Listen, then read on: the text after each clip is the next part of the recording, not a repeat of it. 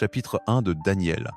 Babylone vint à Jérusalem et l'assiégea, et le Seigneur livra Jéchonias, roi de Juda, entre ses mains, ainsi que quelques-uns des objets du temple de Dieu. Ceux-ci, il les emporta au temple de son Dieu en Babylonie et les plaça dans la maison au trésor de son Dieu. Puis le roi ordonna à Ashpenaz, chef de ses eunuques, d'amener au service du roi certains des Israélites de la famille royale et de la noblesse, des jeunes gens, sans aucun défaut physique, beaux, doués pour toutes sortes d'apprentissages savants, intelligents, qualifiés pour servir dans le palais du roi. Ils devaient leur enseigner la langue et la littérature des Babyloniens. Le roi leur assigna une portion quotidienne de nourriture et de vin de la table du roi. Ils devaient être formés pendant 3 ans, et après cela, ils devaient entrer au service du roi. Parmi ceux qui furent choisis se trouvaient certains de Juda: Daniel, Hanania, Michaël et Azaria.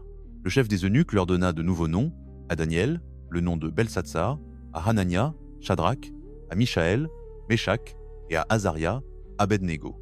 Mais Daniel résolut de ne pas se souiller avec la nourriture royale et le vin, et il demanda au chef des eunuques la permission de ne pas se souiller de cette manière.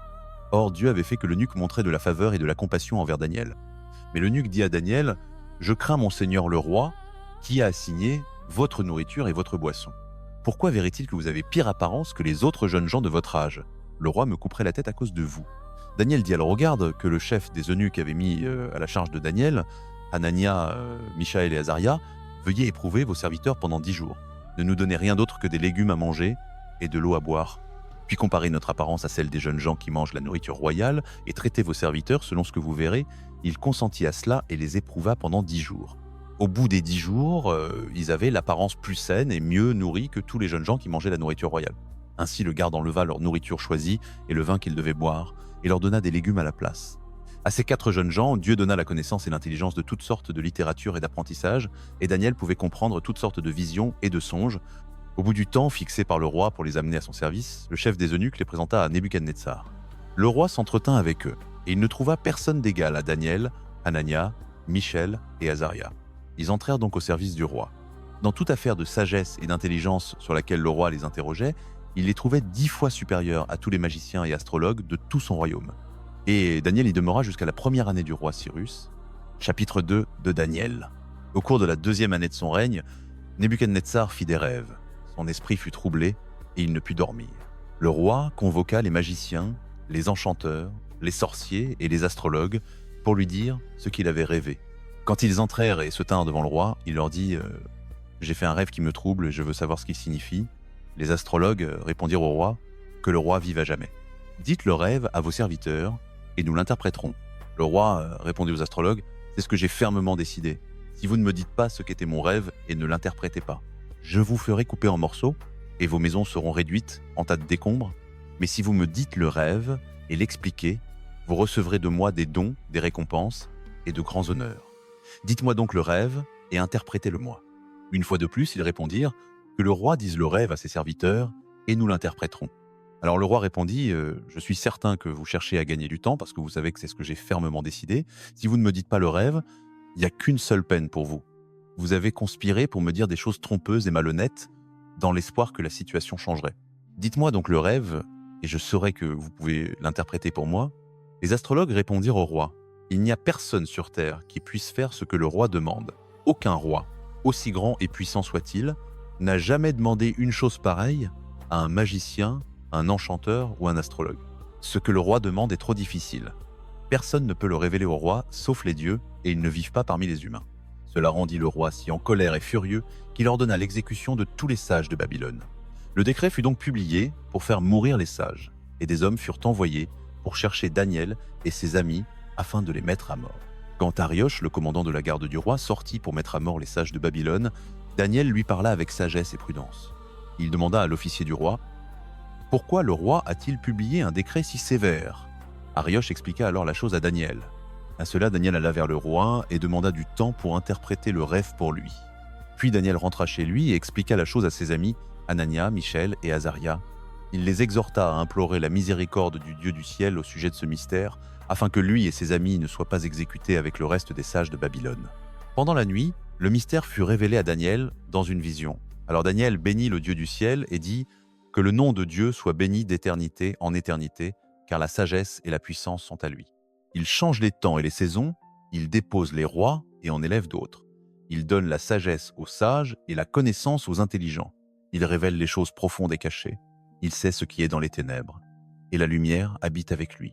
Je te remercie et je te loue, ô Dieu de mes pères. Tu m'as donné la sagesse et la puissance. Tu m'as fait connaître ce que nous t'avons demandé. Tu nous as fait connaître le rêve du roi. Puis Daniel alla vers Arioche, que le roi avait chargé d'exécuter les sages de Babylone, et lui dit : « Ne fais pas exécuter les sages de Babylone. Conduis-moi vers le roi, et j'interpréterai son rêve pour lui. » Arioche conduisit aussitôt Daniel vers le roi et dit : « J'ai trouvé un homme parmi les exilés de Juda qui peut dire au roi ce que signifie son rêve. » Le roi dit à Daniel, appelé aussi Beltsatsar : « Es-tu capable de me dire ce que j'ai vu dans mon rêve et de l'interpréter ?» Daniel répondit : « Le mystère dont le roi s'enquiert ne peut être expliqué par aucun sage, enchanteur, magicien ou devin, mais il y a un Dieu dans les cieux qui révèle les mystères. Il a fait connaître au roi Nebuchadnezzar ce qui arrivera dans les jours à venir. Votre rêve et les visions qui ont traversé votre esprit pendant que vous étiez couché sont les suivants. Pendant que votre majesté était couché là, votre esprit s'est tourné vers les choses à venir. Et le révélateur des mystères vous a montré ce qui va arriver. Quant à moi, ce mystère m'a été révélé, non parce que j'ai plus de sagesse que quiconque de vivant, mais afin que votre majesté connaisse l'interprétation et comprenne ce qui s'est passé dans votre esprit. Vous regardiez et il y avait là devant vous une statue immense, une statue gigantesque, d'une splendeur extraordinaire. La tête de la statue était d'or pur. Sa poitrine et ses bras étaient d'argent. Son ventre et ses cuisses étaient d'airain. Ses jambes étaient de fer. Ses pieds étaient en partie de fer et en partie d'argile cuite. Pendant que vous regardiez, une pierre fut détachée, non par des mains humaines. Elle frappa la statue à ses pieds de fer et d'argile et les brisa. Alors le fer, l'argile, l'airain, l'argent et l'or furent tous brisés ensemble et devinrent comme la balle des airs d'été. Le vent les emporta sans en laisser la moindre trace. Mais la pierre qui avait frappé la statue devint une grande montagne et remplit toute la terre. Tel était le rêve. Maintenant nous l'interpréterons au roi. Votre majesté, vous êtes le roi des rois. Le Dieu du ciel vous a donné le royaume, la puissance, la force et la gloire. Dans votre main, il a placé l'humanité tout entière, les bêtes des champs et les oiseaux du ciel. Partout où ils habitent, il vous a fait régner sur eux tous. Vous êtes cette tête d'or. Après vous, un autre royaume s'élèvera, inférieur au vôtre. Ensuite, un troisième royaume, celui d'Airain, qui dominera toute la terre. Enfin, il y aura un quatrième royaume, fort comme le fer. Car le fer brise et fracasse tout, et comme le fer écrase tout, ainsi il écrasera et fracassera tous les autres. Est-ce que vous avez vu des pieds et des orteils en partie d'argile cuite et en partie de fer, signifie que ce sera un royaume divisé, mais qui aura quelque chose de la solidité du fer, puisque vous avez vu du fer mêlé à de l'argile cuite. Et comme les orteils étaient en partie de fer et en partie d'argile, ainsi ce royaume sera en partie fort et en partie fragile. Et ce que vous avez vu du fer mêlé à de l'argile cuite signifie que le peuple sera un mélange et ne restera pas uni, pas plus que le fer ne se mélange à l'argile. Du temps de ces rois, le Dieu du ciel établira un royaume qui ne sera jamais détruit et ne sera pas laissé à un autre peuple. Il écrasera tous ces royaumes et les fera disparaître, mais lui-même subsistera éternellement. C'est là le sens de la vision de la pierre détachée de la montagne, non par des mains humaines, une pierre qui a brisé le fer, l'airain, l'argile, l'argent et l'or. Le grand Dieu a montré au roi ce qui arrivera dans l'avenir. Le rêve est vrai et son interprétation est fiable. Alors le roi Nebuchadnezzar se prosterna devant Daniel et lui rendit hommage. Il ordonna qu'on lui offre des sacrifices et de l'encens. Le roi dit à Daniel : « Assurément, votre Dieu est le Dieu des dieux, le Seigneur des rois, le révélateur des mystères, puisque vous avez pu révéler ce mystère. » Puis le roi éleva Daniel à une haute position et lui prodigua de nombreux dons. Il le fit gouverneur de toute la province de Babylone et le plaça à la tête de tous les sages de Babylone. Et sur la demande de Daniel, le roi nomma Shadrach, Meshach et Abed-Nego, administrateurs de la province de Babylone, tandis que Daniel lui-même demeurait à la cour royale. Chapitre 3 de Daniel, le roi Nebuchadnezzar fit une image d'or de 60. Chapitre 3 de Daniel, l'image mesurait 60 coudées de haut et 6 coudées de large, et il la dressa sur la plaine de Dura, dans la province de Babylone. Il convoqua alors les satrapes, les préfets, les gouverneurs, les conseillers, les trésoriers, les juges, les magistrats et tous les autres fonctionnaires provinciaux pour venir à la dédicace de l'image qu'il avait dressée. Les satrapes, les préfets, les gouverneurs, les conseillers, les trésoriers, les juges, les magistrats et tous les autres fonctionnaires provinciaux s'assemblèrent donc pour la dédicace de l'image que le roi Nebuchadnezzar avait dressée, et ils se tinrent devant elle Alors le héros proclama à haute voix, « Peuple, nation et langue, voici ce que vous êtes commandés de faire. Dès que vous entendrez le son du cor, de la flûte, de la cithare, du luth, de la harpe, du chalumeau et de toutes sortes d'instruments de musique, vous devrez vous prosterner et adorer l'image d'or que le roi Nebuchadnezzar a dressée. Quiconque ne se prosternera pas et n'adorera pas sera immédiatement jeté dans une fournaise ardente. C'est pourquoi, dès qu'ils entendirent le son du cor, de la flûte, de la cithare, du luth, de la harpe, du chalumeau et de toutes sortes d'instruments de musique, tous les peuples, nations et langues se prosternèrent et adorèrent l'image d'or que le roi Nebuchadnezzar avait dressée. À ce moment-là, quelques astrologues s'avancèrent et dénoncèrent les Juifs. Ils dirent au roi Nebuchadnezzar, « Ô roi, puisses-tu vivre à jamais ? Votre Majesté a publié un décret ordonnant que quiconque entend le son du cor, de la flûte, de la cithare, du luth, de la harpe, du chalumeau et de toutes sortes d'instruments de musique se prosterne et adore l'image d'or, et que quiconque ne se prosterne pas et n'adore pas soit jeté dans une fournaise ardente. Or, il y a des Juifs que vous avez établis sur les affaires de la province de Babylone, Shadrach, Meshach et Abednego. Ceux-ci ne vous prêtent aucune attention au roi. Ils ne servent ni vos dieux, ni n'adorent l'image d'or que vous avez dressée. Furieux de rage, Nebuchadnezzar fit convoquer Shadrach, Meshach et Abednego. Ces hommes furent donc amenés devant le roi. Nebuchadnezzar leur dit, « Est-ce vrai, Shadrach, Meshach et Abednego, que vous ne servez pas mes dieux et n'adorez pas l'image d'or que j'ai dressée ? Maintenant, quand vous entendrez le son du cor, de la flûte, de la cithare, du luth, de la harpe, du chalumeau et de toutes sortes d'instruments de musique, si vous êtes prêts à vous prosterner et à adorer l'image que j'ai faite, très bien. Mais si vous n'adorez pas, vous serez immédiatement jeté dans une fournaise ardente. Et alors, quel Dieu sera capable de vous délivrer de ma main ?» Shadrach, Meshach et Abednego lui répondirent, « Ô roi Nebuchadnezzar, nous n'avons pas besoin de nous défendre devant toi en cette affaire. Si nous sommes jetés dans la fournaise ardente, le Dieu que nous servons est capable de nous délivrer, et il nous délivrera de la main de votre majesté.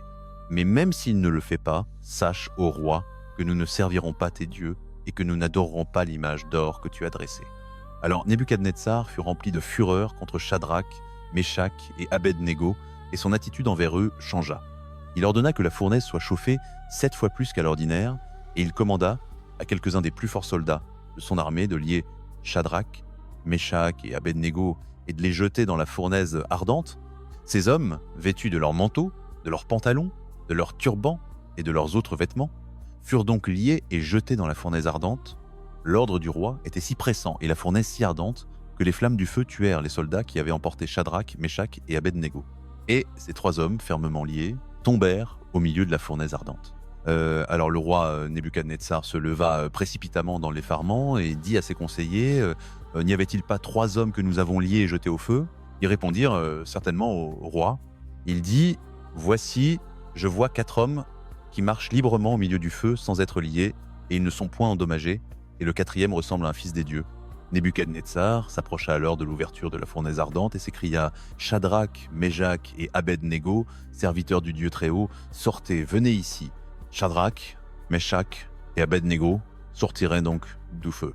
Les satrapes, les préfets, les gouverneurs et les conseillers royaux s'attroupèrent autour d'eux.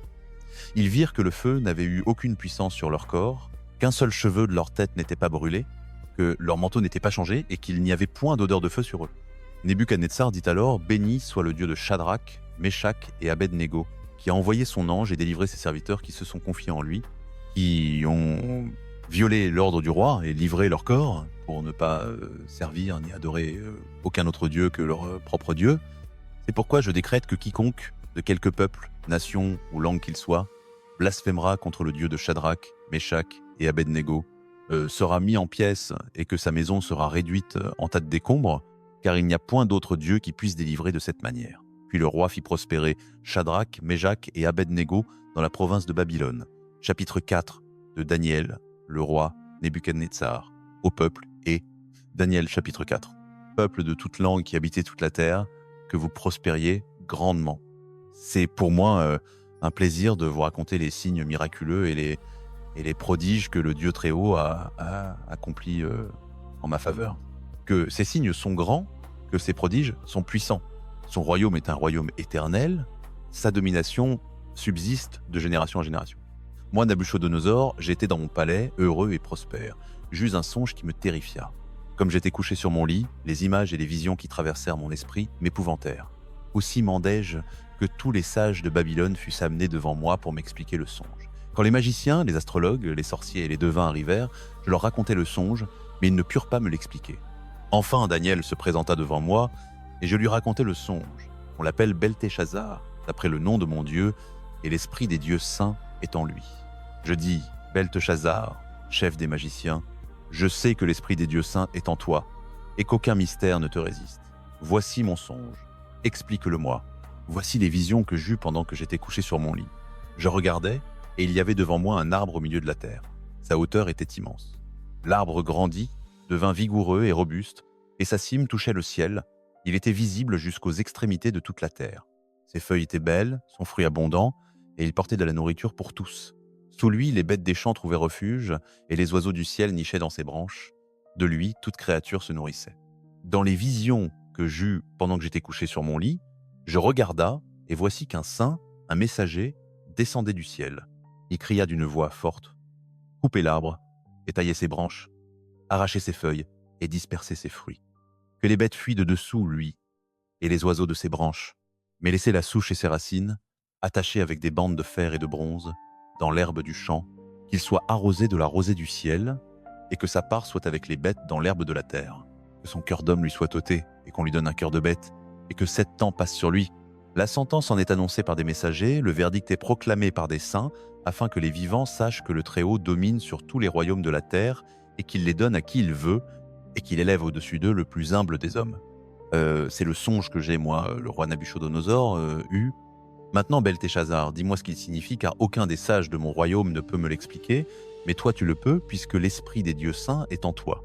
Alors Daniel, appelé aussi Beltéchazar, resta un moment perplexe, et ses pensées le terrifiaient. Le roi reprit, « Beltéchazar, que le songe et son explication ne t'effraient pas. » Beltéchazar répondit, « Monseigneur, que ce songe s'appliqua à tes ennemis, et son explication à tes adversaires. L'arbre que tu as vu, qui grandissait et devenait vigoureux, dont la cime touchait le ciel et qui était visible jusqu'aux extrémités de toute la terre, avec de belles feuilles et du fruit abondant, offrant la nourriture à tous, donnant l'abri aux bêtes des champs et servant de nid aux oiseaux du ciel, c'est toi, ô roi. Toi, tu es devenu grand et fort, ta grandeur a grandi jusqu'à toucher le ciel, et ta domination s'étend aux extrémités de la terre. Tu as vu, ô roi, un saint, un messager, descendre du ciel et dire « Coupez l'arbre et détruisez-le, mais laissez la souche, attachée avec des bandes de fer et de bronze, dans l'herbe du champ, que ses racines restent dans la terre, et qu'il soit arrosé de la rosée du ciel, qu'il vive avec les bêtes des champs jusqu'à ce que 7 ans aient passé sur lui.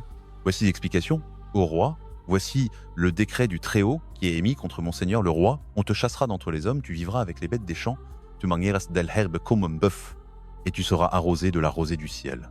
7 ans passeront sur toi, jusqu'à ce que tu saches que le Très-Haut domine sur tous les royaumes de la terre et les donne à qui il veut. Le fait de laisser la souche de l'arbre avec ses racines signifie que ton royaume te sera rendu quand tu reconnaîtras que le ciel domine. C'est pourquoi, ô roi, agrée mon conseil, rachète tes péchés par la justice et tes iniquités par la clémence envers les malheureux. Peut-être ta prospérité sera-t-elle prolongée. » Tout cela arriva au roi Nabuchodonosor. 12 mois plus tard, comme le roi se promenait sur la terrasse du palais royal de Babylone, il dit « N'est-ce pas là la grande Babylone que j'ai bâtie comme résidence royale par ma grande puissance et pour la gloire de ma majesté ?»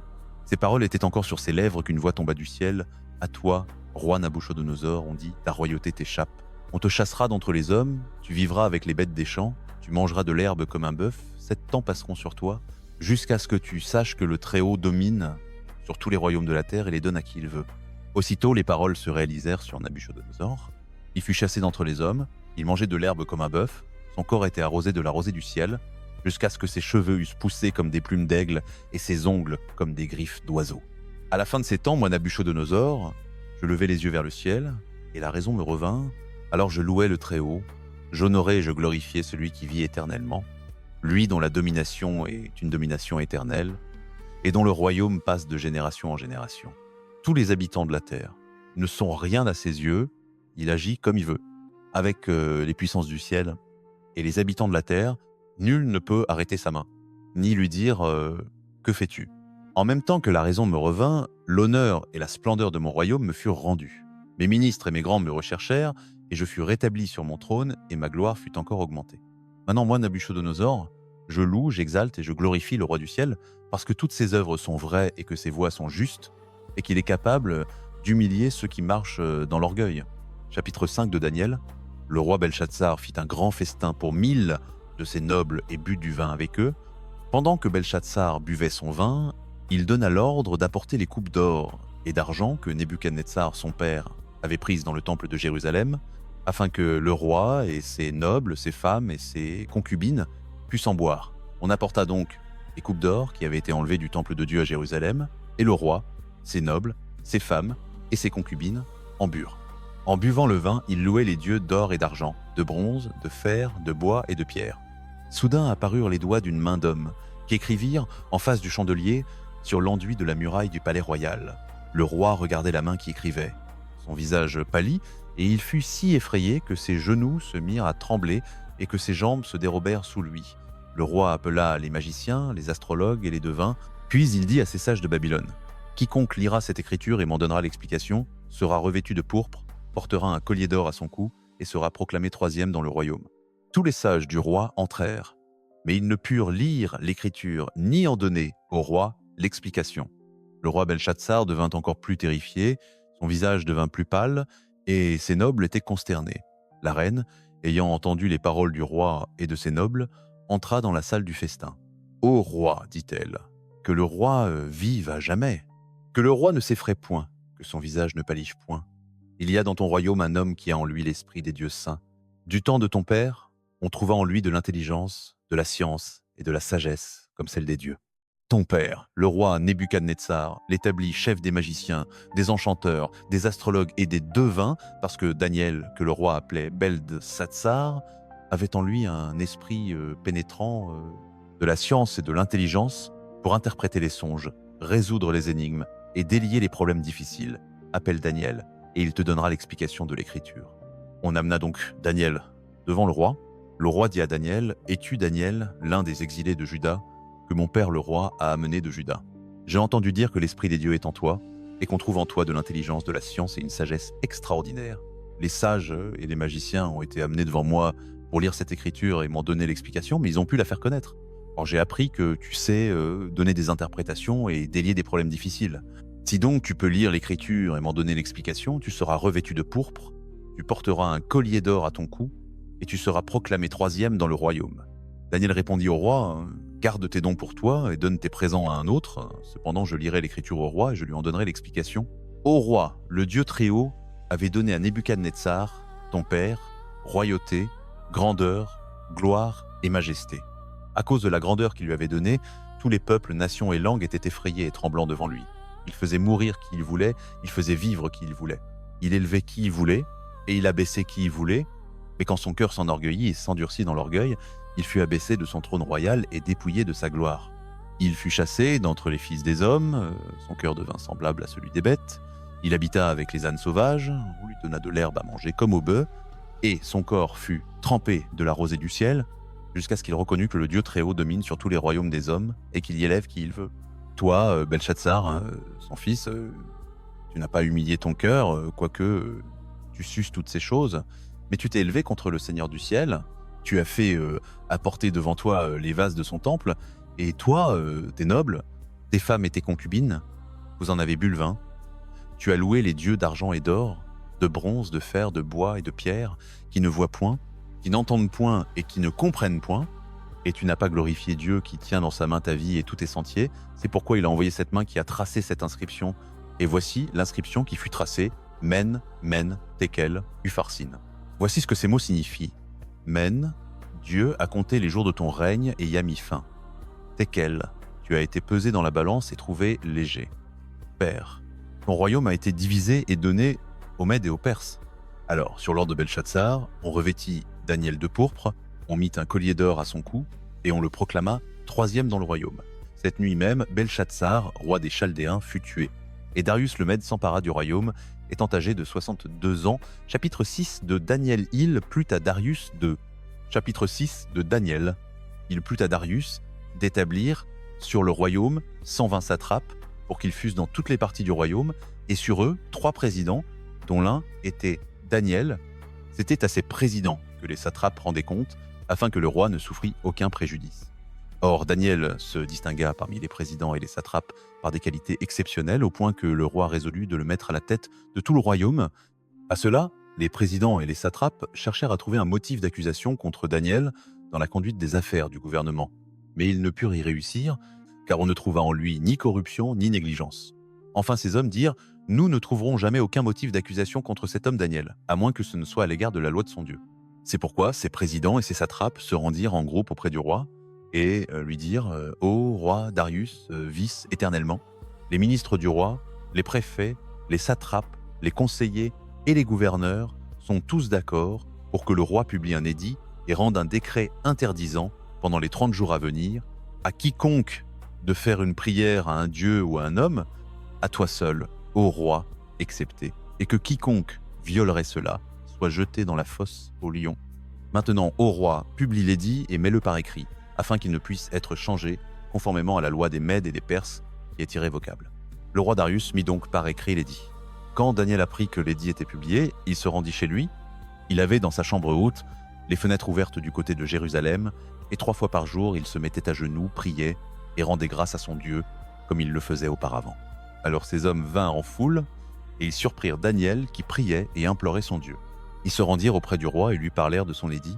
« N'as-tu pas publié un édit que pendant 30 jours, quiconque ferait une prière à un dieu ou à un homme, à toi seul, ô roi, excepté, serait jeté dans la fosse au lion ?» Le roi répondit « L'édit est certain, conformément à la loi des Mèdes et des Perses, qui est irrévocable. » Ils dirent alors au roi « Daniel, l'un des exilés de Juda, n'a aucun égard pour toi, ô roi, ni pour l'édit que tu as mis par écrit. Il fait encore sa prière 3 fois par jour. » Quand le roi entendit cela, il fut très affligé, et il résolut de délivrer Daniel. Il fit tous ses efforts jusqu'au coucher du soleil pour le sauver. Mais ces hommes vinrent en foule auprès du roi et lui dirent « Sache, ô roi, que la loi des Mèdes et des Perses veut que tout édit ou décret que le roi aura publié soit irrévocable. » Le roi donna donc l'ordre, et on amena Daniel et on le jeta dans la fosse aux lions. Le roi dit à Daniel « Que ton Dieu, que tu sers avec persévérance, te délivre. » On apporta une pierre, et on la plaça sur l'ouverture de la fosse. Le roi la scella de son anneau et de l'anneau de ses grands, afin que rien ne fût changé au sujet de Daniel. Le roi rentra ensuite dans son palais, passa la nuit sans manger et sans qu'on lui amenât ses divertissements, et le sommeil le fuit. Au point du jour, il se leva de bon matin et se hâta d'aller à la fosse aux lions. Quand il fut près de la fosse, il appela Daniel d'une voix angoissée. « Ô Daniel, serviteur du Dieu vivant, ton Dieu que tu sers avec persévérance a-t-il pu te délivrer des lions ?» Daniel répondit « Ô roi, vis éternellement, mon Dieu a envoyé son ange, qui a fermé la gueule des lions, et ils ne m'ont point blessé, parce que j'ai été trouvé innocent devant lui, et devant toi non plus, ô roi, je n'ai rien fait de mauvais. » Le roi fut rempli de joie, et il ordonna qu'on tirât Daniel de la fosse. Daniel fut donc tiré de la fosse, et on ne trouva sur lui aucune blessure, parce qu'il avait eu confiance en son Dieu. Sur l'ordre du roi, on amena les hommes qui avaient accusé Daniel à faux, et on les jeta dans la fosse aux lions, eux, leurs enfants et leurs femmes. Et avant qu'ils touchassent le fond de la fosse, les lions s'emparèrent d'eux et brisèrent tous leurs os. Alors le roi Darius écrivit à tous les peuples, nations et langues qui habitaient toute la terre, « Que votre paix soit grande. Je décrète que dans tout l'étendue de mon royaume, on doit craindre et révérer le Dieu de Daniel. Car c'est lui, le Dieu vivant, qui subsiste éternellement. Son royaume ne sera point détruit, sa domination durera toujours. C'est lui qui délivre et qui sauve, qui opère des signes et des prodiges dans les cieux et sur la terre. C'est lui qui a délivré Daniel de la puissance des lions. Daniel prospéra sous le règne de Darius et sous le règne de Cyrus, le Perse. Chapitre 7 de Daniel, la première année de Belshazzar, roi. Daniel chapitre 7. De Babylone, Daniel eut un songe, et des visions passèrent par son esprit pendant qu'il était couché sur son lit. Il nota par écrit la substance de son songe. Daniel dit « Dans ma vision nocturne, je regardais, et voici qu'il y avait devant moi les 4 vents du ciel qui soulevaient la grande mer. 4 grandes bêtes montèrent de la mer, différentes les unes des autres. La première était comme un lion, et elle avait les ailes d'un aigle. Je regardais jusqu'à ce que ses ailes lui fussent arrachées, qu'elle fût enlevée de terre, et qu'elle se tît sur les pieds comme un homme, et qu'un cœur d'homme lui fût donné. Et voici, il y avait devant moi une seconde bête, semblable à un ours. Elle était dressée sur un de ses côtés, et 3 côtes étaient dans sa bouche entre ses dents. On lui dit « Lève-toi, mange beaucoup de chair. » Après cela, je regardai, et voici, il y avait une autre bête, semblable à un léopard. Elle avait sur le dos 4 ailes d'oiseau. Cette bête avait 4 têtes, et on lui donna la puissance de dominer. Après cela, dans ma vision nocturne, je regardais, et voici, il y avait une 4e bête, terrible, effroyable et d'une force extraordinaire. Elle avait de grandes dents de fer, elle dévorait, brisait et foulait de ses pieds le reste.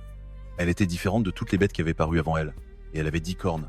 Je considérais ces cornes, et voici une autre petite corne sortie du milieu d'elle, et 3 des premières cornes furent arrachées devant elle. Cette corne avait des yeux semblables à des yeux d'homme, et une bouche qui parlait avec arrogance. Je regardais, jusqu'à ce que des trônes fussent placés, et que l'ancien des jours prit place. Son vêtement était blanc comme la neige, et les cheveux de sa tête étaient comme de la laine pure. Son trône était comme des flammes de feu, et les roues comme un feu ardent. Un fleuve de feu coulait et sortait de devant lui. 1000 milliers le servaient, et 10 000 millions se tenaient devant lui. Le tribunal siégea, et les livres furent ouverts. Alors je continuai à regarder, à cause des paroles arrogantes que la corne proférait. Je regardais jusqu'à ce que la bête fût tuée, et que son corps fût détruit et jeté dans le feu ardent. On avait enlevé à l'égard des autres bêtes la puissance, mais une prolongation de vie leur avait été accordée pour un temps et un délai. Dans ma vision nocturne, je regardais, et voici, avec les nuées du ciel, venait comme un fils de l'homme. Il s'avança jusqu'à l'ancien des jours, et on le fit approcher de lui. On lui donna domination, gloire et royauté. Tous les peuples, toutes les nations et les hommes de toutes langues lui rendirent hommage. Sa domination est une domination éternelle qui ne passera point, et son royaume ne sera point détruit. Moi, Daniel, je fus troublé dans mon esprit, et les visions de ma tête m'effrayèrent. Je m'approchai de l'un de ceux qui étaient là, et je lui demanda la vérité sur tout cela. Il me répondit et m'en donna l'explication. Ces 4 grandes bêtes représentent 4 rois qui se lèveront de la terre. Mais les saints du Très-Haut recevront la royauté, et la posséderont pour toujours et à perpétuité. Puis je voulus savoir la vérité sur la 4e bête, qui était différente de toutes les autres, très terrible, ayant des dents de fer et des griffes d'airain, qui dévorait, brisait et foulait de ses pieds le reste. Et sur les 10 cornes qui étaient sur sa tête, et sur l'autre corne qui avait poussé, devant laquelle 3 étaient tombées, cornes plus grandes que les autres, ayant des yeux et une bouche qui parlait avec arrogance, et qui était plus grande que celle qui était auprès d'elle.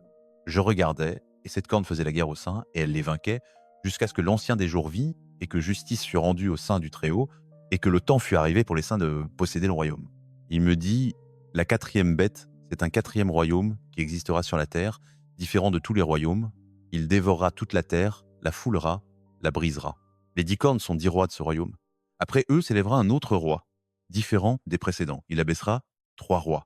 Il prononcera des paroles contre le Très-Haut, il opprimera les saints du Très-Haut, et il se proposera de changer les temps et la loi. Les saints lui seront livrés pour un temps, des temps, et la moitié d'un temps, mais le tribunal siégera, et on lui ôtera la domination pour la détruire et la faire disparaître à jamais. Alors la royauté, la domination et la grandeur des royaumes sous le ciel tout entier seront donnés au peuple des saints du Très-Haut. Son royaume sera un royaume éternel, et tous les dominateurs lui rendront hommage et lui obéiront. Voilà le fin du discours. Moi, Daniel, mes pensées me troublèrent beaucoup, et mon visage changea de couleur, mais je gardai le discours en mon cœur. Daniel chapitre 8, dans la 3e année du règne du roi Belsatsar, moi, Daniel, j'eus chapitre 8 de Daniel. La 3e année du règne du roi Belchatsar, moi, Daniel, je vis une vision après celle qui m'était déjà apparue. Je me vis en vision dans la citadelle de Suse, dans la province d'Élam. En vision, j'étais près du canal de l'Oulaï. Je levai les yeux, et voici, devant moi, il y avait un bélier qui se tenait devant le canal, et il avait 2 cornes. Les cornes étaient hautes, l'une plus haute que l'autre, et la plus haute avait poussé la dernière. Je vis ce bélier qui frappait de ses cornes vers l'Occident, vers le Septentrion et vers le Midi. Aucun animal ne pouvait lui résister, et personne ne pouvait le délivrer de sa puissance. Il faisait ce qu'il voulait, et il devint grand. Tandis que je considérais cela, voici, un bouc vint du couchant, traversant toute la terre sans toucher la terre. Ce bouc avait une corne proéminente entre les yeux. Il arriva jusqu'au bélier aux 2 cornes, que j'avais vu devant le canal, et il courut sur lui dans une fureur extrême. Je le vis qui atteignait le bélier, et, dans sa rage, il le frappa et brisa ses 2 cornes. Le bélier n'avait pas la force de lui résister, le bouc le jeta par terre et le foula aux pieds, et nul ne pouvait délivrer le bélier de sa puissance. Le bouc devint extrêmement grand, mais au moment où il était au plus haut de sa force, la grande corne fut rompue, et à sa place, 4 cornes proéminentes poussèrent vers les 4 vents des cieux. De l'une d'elles sortit une autre petite corne, qui grandit extrêmement vers le Midi, vers l'Orient et vers le pays glorieux. Elle s'étendit jusqu'à l'armée des cieux, Et elle précipita par terre une partie de cette armée et des étoiles, et elle les foula aux pieds. Elle s'éleva jusqu'au chef de l'armée, retira le sacrifice perpétuel de lui, et renversa le lieu de son sanctuaire. À cause de la rébellion, on livra à ce corne le peuple et le sacrifice perpétuel. Elle jeta la vérité par terre, et elle agit et prospéra. J'entendis alors un saint qui parlait, et un autre saint dit à celui qui parlait. Jusqu'à quand cette vision, le sacrifice perpétuel, la rébellion qui cause la désolation, la remise du sanctuaire et de l'armée sous la botte? Il me dit, il faudra 2300 soirs et matins, puis le sanctuaire sera purifié. Tandis que je, Daniel, regardais la vision et que j'essayais de la comprendre, voici quelqu'un qui avait l'apparence d'un homme se tenait devant moi, et j'entendis la voix d'un homme au-dessus de l'Oulaï qui appelait et qui disait « Gabriel, explique-lui la signification de la vision. » Il vint au lieu où je me tenais, et comme il vint, je fus terrifié et je tombai sur ma face. Il me dit « Comprends, fils de l'homme, que la vision concerne la fin des temps. » Tandis qu'il parlait avec moi, je m'endormis profondément, la face contre terre. Mais il me toucha et me fit lever sur mes pieds.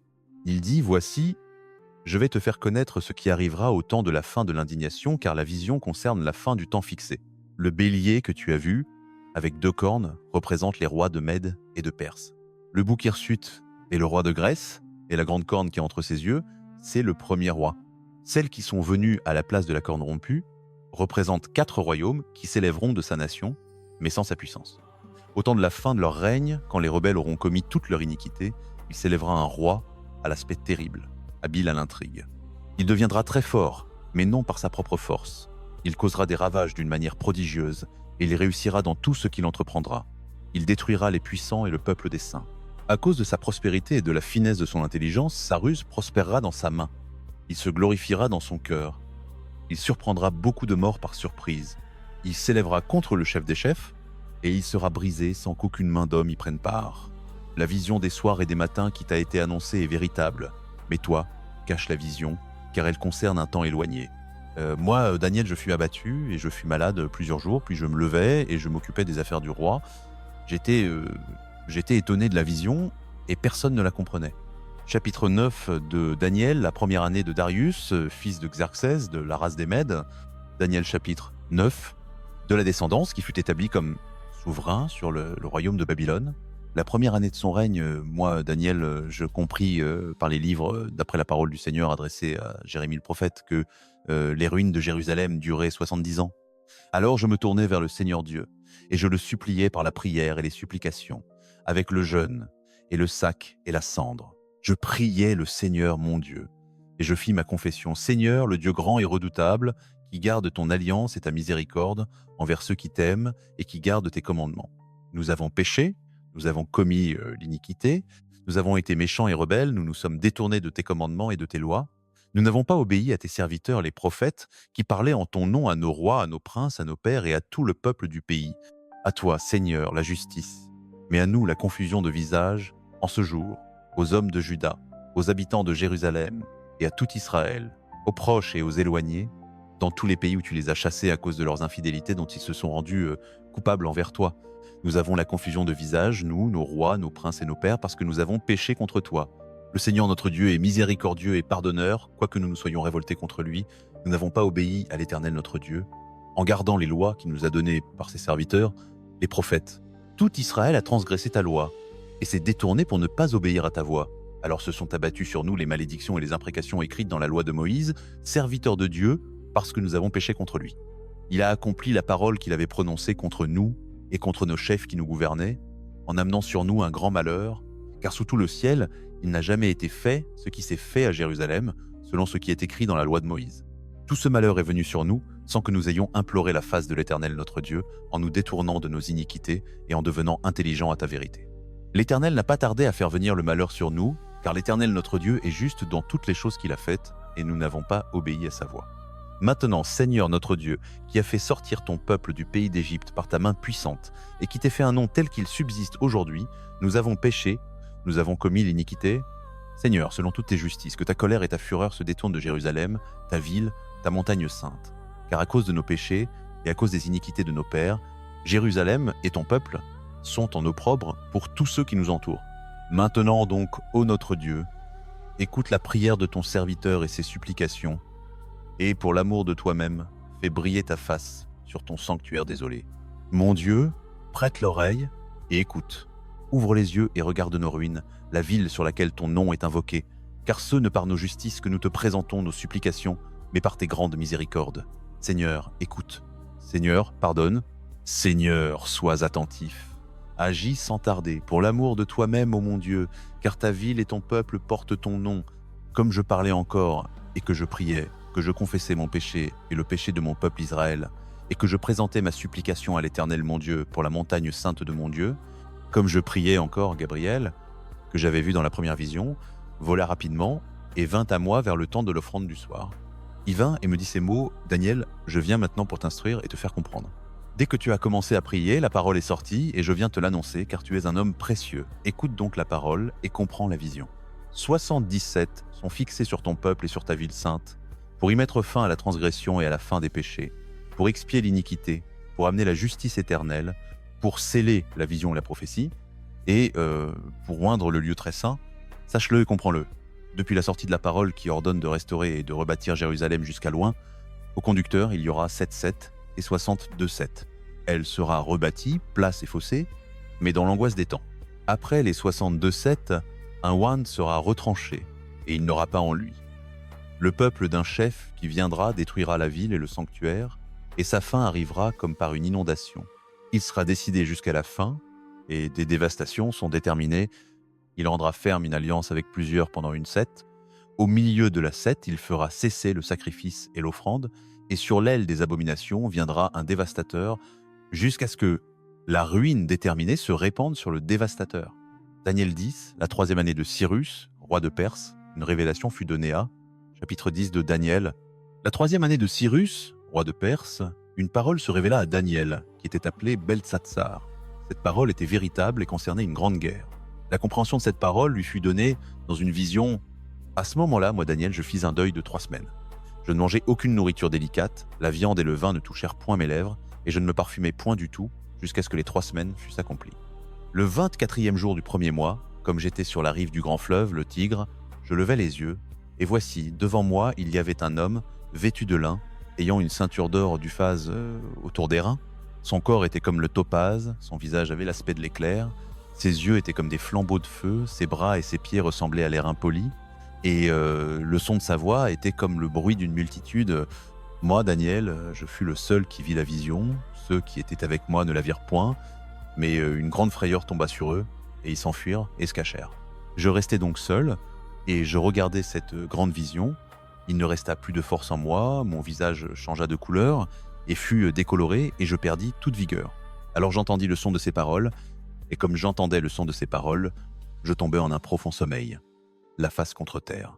Et voici, une main me toucha et me fit trembler sur mes genoux et sur les paumes de mes mains.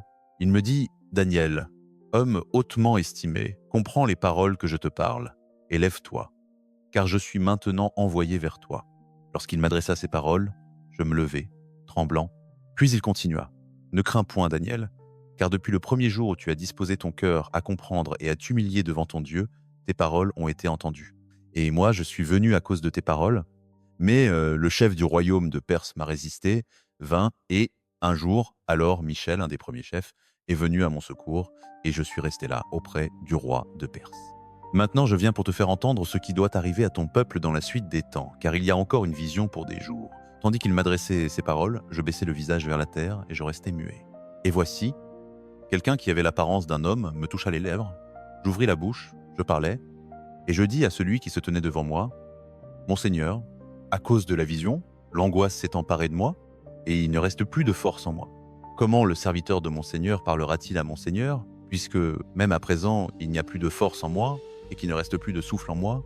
Alors celui qui avait l'apparence d'un homme me toucha de nouveau et me fortifia. Il me dit, « Ne crains point, homme hautement estimé, paix à toi. Courage, courage. » Comme il parlait avec moi, je repris des forces, et je dis, « Parle, mon Seigneur, car tu m'as fortifié. » Il reprit, « Sais-tu pourquoi je suis venu vers toi ? Bientôt je retournerai pour combattre le chef de Perse. Et quand je partirai, voici, le chef de Grèce viendra. Mais auparavant, je te dirai ce qui est écrit dans le livre de vérité, et il n'y a personne qui me soutienne contre eux, si c'est Michel, votre chef. » Daniel chapitre 11. Moi, dans la première année de Darius le Mède, je pris ma place pour le soutenir et le protéger. Maintenant donc, Je te dis la vérité, 3 rois encore se lèveront en Perse, et un quatrième acquérera des richesses plus grandes que tous les autres. Et quand il aura acquis la force par ses richesses, il soulèvera tout contre le royaume de Grèce, puis s'élèvera un roi puissant qui dominera par une grande domination et fera ce qu'il voudra. Mais quand il s'élèvera, son empire sera brisé et sera partagé aux 4 vents du ciel. Il n'appartiendra pas à ses descendants et il n'aura pas la puissance qu'il exerçait, car son empire sera déraciné et donné à d'autres. Le roi du Midi deviendra fort, mais un de ses chefs deviendra plus fort que lui et dominera son domaine avec grande domination. Après quelques années, ils s'allieront. La fille du roi du Midi viendra vers le roi du Nord pour faire la paix, mais elle ne conservera pas la force de son bras et il ne tiendra pas ni son bras. En ces temps-là, elle sera livrée avec ceux qui l'ont soutenue, avec son fils royal et avec celui qui l'a appuyé. Quelqu'un de sa race se lèvera à sa place, il se jettera sur les forces du roi du Nord et entrera dans sa forteresse. Il combattra contre elle et sera victorieux. Il enlèvera même leurs dieux avec leurs images de fonte et leurs objets précieux d'argent et d'or et les emportera en Égypte. Lui, il laissera en repos le roi du Nord pendant quelques années. Puis le roi du Nord s'élèvera contre le roi du Midi et il retournera dans son pays. Ses fils se mettront en campagne et rassembleront une multitude d'armées nombreuses. Ils avanceront, déborderont et passeront et reviendront pour attaquer sa forteresse. Le roi du Midi s'irritera et sortira pour combattre contre le roi du Nord. Celui-ci amassera une grande multitude, mais cette multitude sera livrée entre ses mains. La multitude sera emportée et le cœur du roi du Midi s'enorgueillira. Il fera tomber les milliers de victimes, mais il ne sera pas puissant. Car le roi du Nord rassemblera une autre multitude, plus grande que la première. Après quelques années, il se mettra en marche avec une grande armée et un grand appareil. En ce temps-là, plusieurs s'élèveront contre le roi du Midi. Et des hommes violents de ton peuple se révolteront pour accomplir la vision, mais ils succomberont. Le roi du Nord viendra, élèvera des terrasses et s'emparera d'une ville fortifiée. Les forces du Midi, même les troupes d'élite, ne pourront résister. Il n'y aura plus de force pour résister. L'envahisseur fera ce qu'il voudra et personne ne lui résistera. Il s'établira dans le glorieux pays et la destruction sera entre ses mains. Il résoudra de venir avec toute la force de son royaume et il fera la paix avec le roi du Midi. Il lui donnera sa fille pour le perdre, mais cela ne réussira pas et ne lui servira pas. Puis il s'attachera aux îles et en prendra beaucoup, mais un chef fera cesser son outrage et le tournera contre lui. Après cela, il retournera vers les forteresses de son pays, mais il bronchera et tombera et on ne le trouvera plus. À sa place se lèvera un homme vil à qui l'on n'aura pas donné la gloire royale. Il viendra furtivement et saisira le royaume par des intrigues. Les troupes d'élite seront emportées devant lui, ainsi que le prince de l'Alliance. Dès qu'on sera entré avec lui en alliance, il agira par ruse et s'élèvera avec peu de gens. Il entrera au plus fort des provinces, quand les plus riches seront en sécurité. Il fera ce que n'ont pas fait ses pères ni les pères de ses pères. Il distribuera au peuple du butin, du pillage et des richesses, et il machina contre les forteresses, mais ce ne sera que pour un temps. Il soulèvera sa force et son courage contre le roi du Midi avec une grande armée, et le roi du Midi se mettra en campagne avec une grande et puissante armée, mais il ne pourra résister, car on aura ourdi des complots contre lui. Ceux qui mangent de ses mets le briseront, et son armée sera submergée, et beaucoup périront par le glaive. Quant à ces 2 rois, ils auront le cœur tourné vers le mal, et ils se tiendront à une même table, et ils se diront des mensonges. Mais cela ne réussira pas, car la fin arrivera au temps marqué. Le roi du Nord s'en retournera dans son pays avec de grandes richesses. Son cœur sera hostile à l'Alliance sainte. Il agira contre elle et s'en retournera dans son pays. Au temps marqué, il attaquera de nouveau le Midi.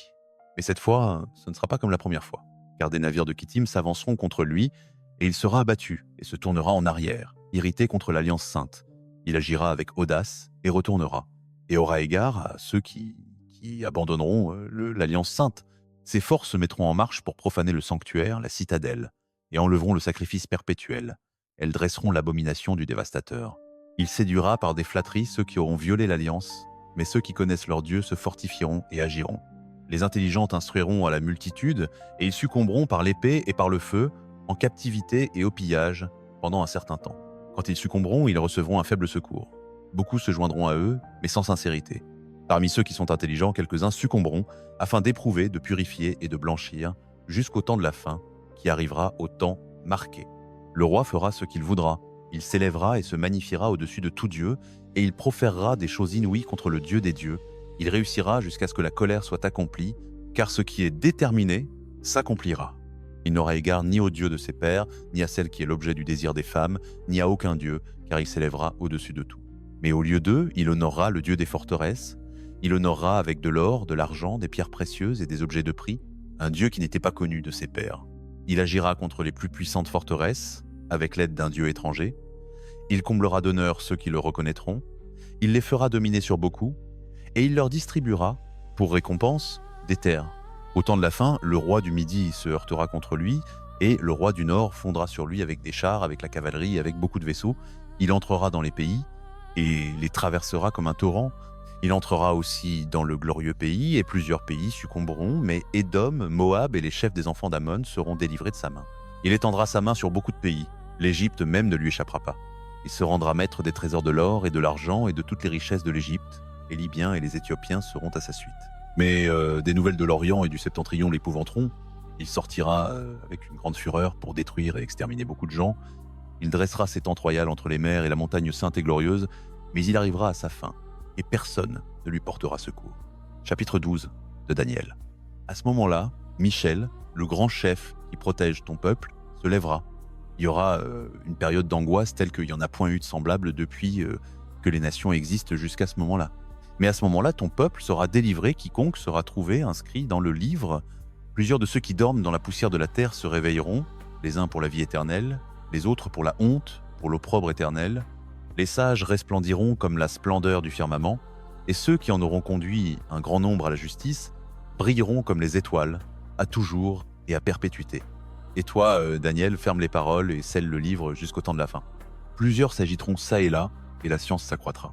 Moi, Daniel, je regardais, et voici, deux autres se tenaient là, l'un de ce côté du bord du fleuve, et l'autre de l'autre côté du bord du fleuve. L'un d'eux dit à l'homme vêtu de lin, qui était au-dessus des eaux du fleuve, « Jusqu'à quand ces choses étonnantes seront-elles accomplies ?»